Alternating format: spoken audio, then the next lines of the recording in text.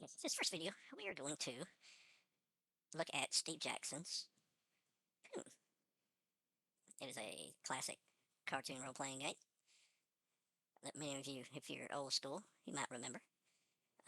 You simply play a cartoon character in the zany world of a cartoon episode. And ChatGPT is going to be the GM, and all you need to do, now, bear in mind, I'm on the ChatGPT, the current one as of March 2026.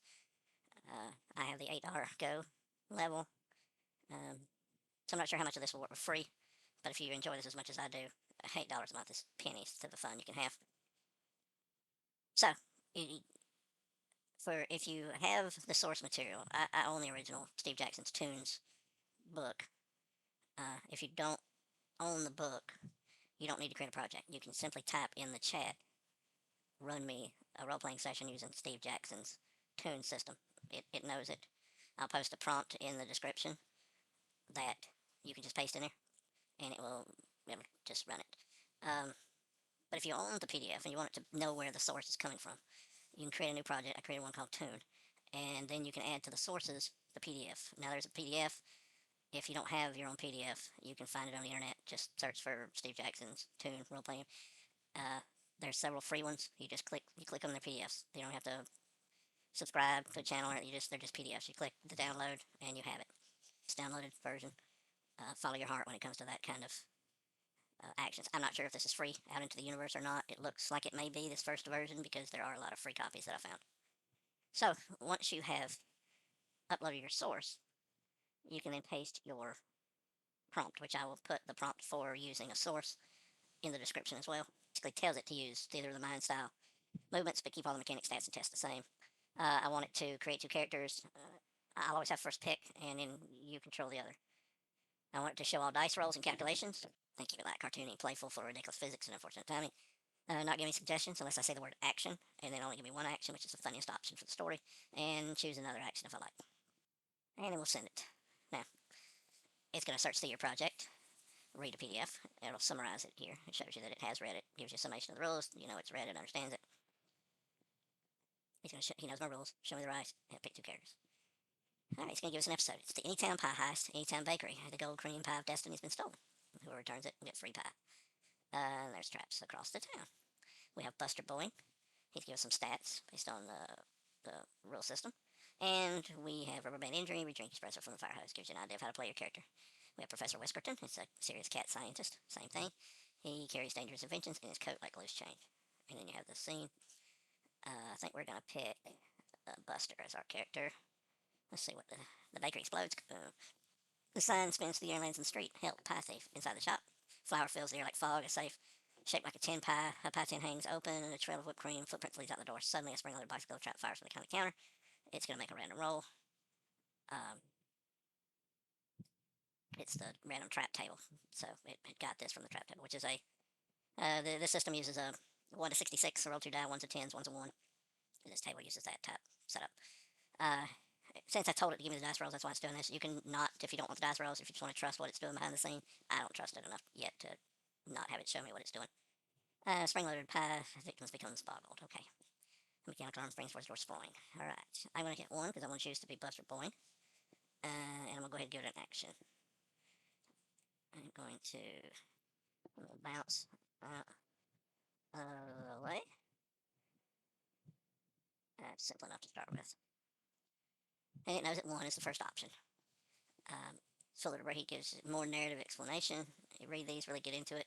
Suspend your seriousness.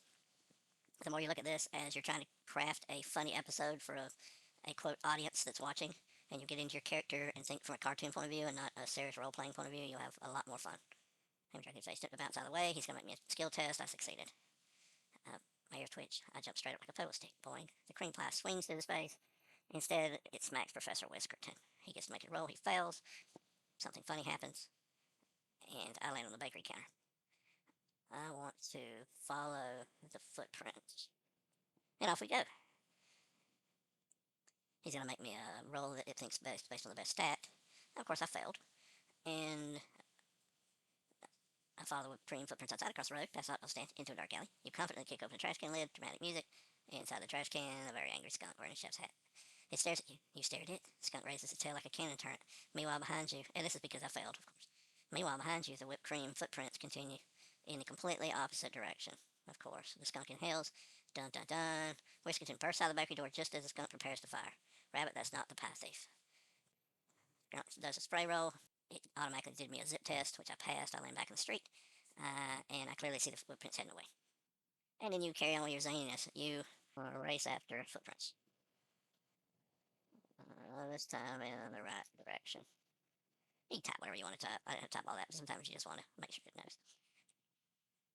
I pivot dramatically. I point one ear towards the produce market.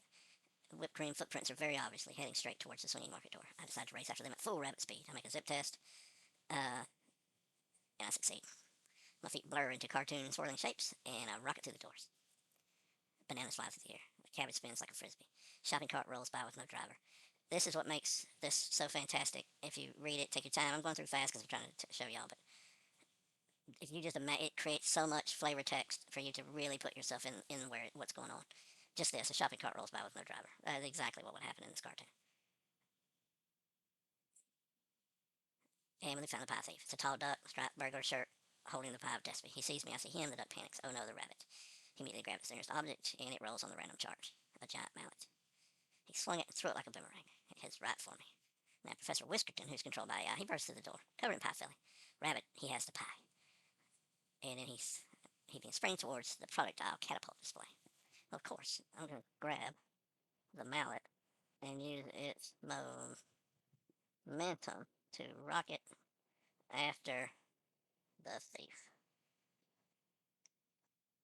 Instead of dodging, I grin. I reach out, grab the mallet, mid-spin, and use momentum to launch myself after the thief. This is a tricky stunt involving time and coordination, so the closest skill is zip. Because it's flashy, but doable for a cartoon rabbit, we'll treat it as normal difficulty.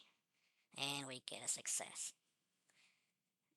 In the system, roll 2d says, together combined, they have to be below your skill level.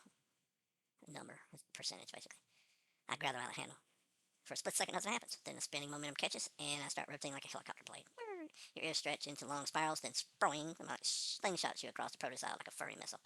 Meanwhile, the duck reaches the product display labeled free sample watermelon catapult. He pulls the lever. A watermelon launches into the air.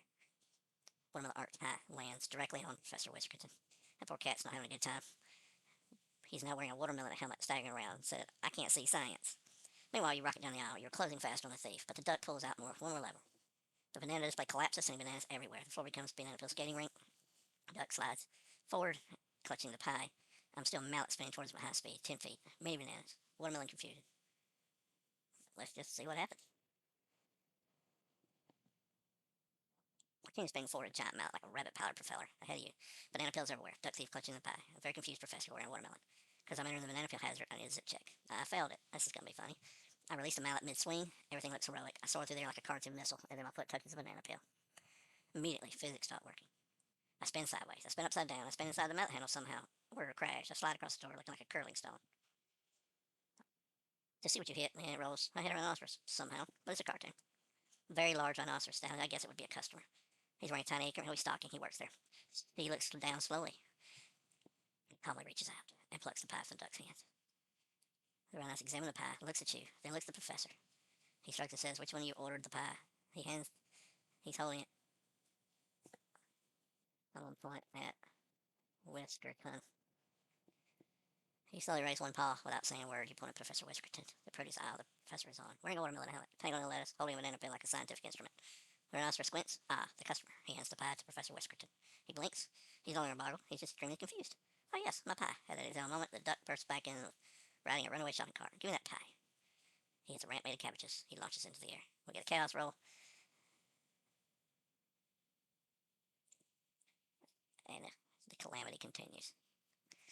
It will continue on until we reach a conclusion, whatever it feels is a good point. You can guide it there faster. You can make it take longer. You can kind of tell where it's trying to lead you sometimes, but you don't have to go that route. But it'll continue driving you to the end. And once it's over, it'll reward you. It'll tell you how well you played. It'll list the things you did good, the things that made the story good, the things that good role-playing things you did, and then it'll ask, it'll give you several options for ways to continue if you want to continue to another episode using the same characters and stats. So you can turn this into a campaign easily if you wanted to. So that's it for this video. I hope you most of us see ChatGPT as a tool, but this channel's whole purpose is to show you that in its current state, and which it'll only get better. Uh, if you're a solo gamer, we're in the we're just really getting started in the renaissance period of solo gaming. If you're an introvert that loves solo gaming with great imagination, and like I said, you enjoy games like Zork, Return to Zork, where you can create a whole story in your mind from text, this is a great time to be alive. So until the next video, enjoy your solo gaming on an LLM.